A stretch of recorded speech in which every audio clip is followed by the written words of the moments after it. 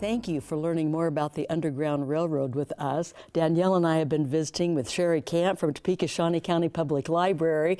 And we're talking about Harriet Tubman, Frederick Douglass, and you have another person to tell us about. Yes, Sojourner Truth. Okay. So the key is what's the connection with the Underground Railroad and Kansas, and some of the things that come up. We've talked about, taking the Underground Railroad through Kansas, Nebraska, Iowa to Canada.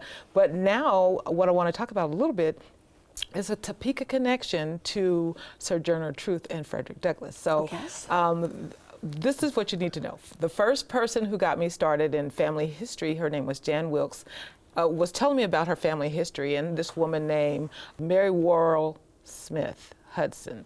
Her husband's name was J.K. Hudson. He actually is the founder of the Topeka Daily Capital. Really? Right? Okay, so she tells stories, and she's written several stories, his wife, about her experiences in Ohio, where they came from. So one of the things you need to know about Ohio is it's a hotbed for Underground Railroad and sympathizers and people that were helping people on the Underground Railroad. Because wasn't that a conservative state?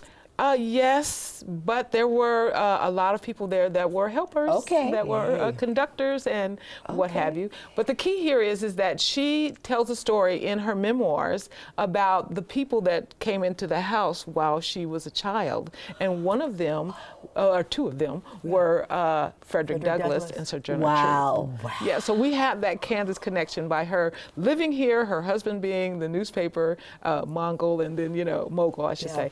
And then the whole point of here, this is part of her life. She knew these people. They came into her home. What impressions on a young person. And so the key here is this is the part of that story that I like to tell is your family history, your personal history, your stories can tell local history, national history. Can you see how everybody knows who Frederick Douglass and Sojourner Truth are, but how now this is at home. It's just a personal story. So our personal stories you never know. Right. You never know.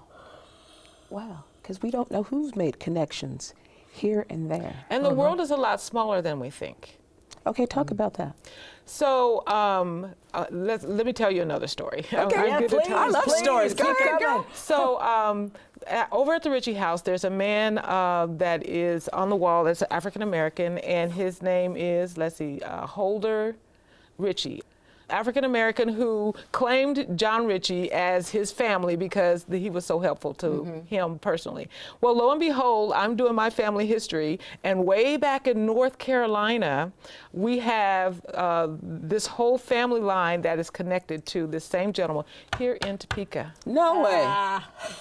Really? That's connected to my family line. Oh my goodness. Yes. Tell us a little bit more about the Ritchie House, because I know that's very important here in Topeka. Okay, so yes, the Ritchie House, John and Mary Ritchie were conductors on the railroad and were helpful in helping people to be free and getting them from one place to another. And so their particular house and their lands, there's a lot of things that they did.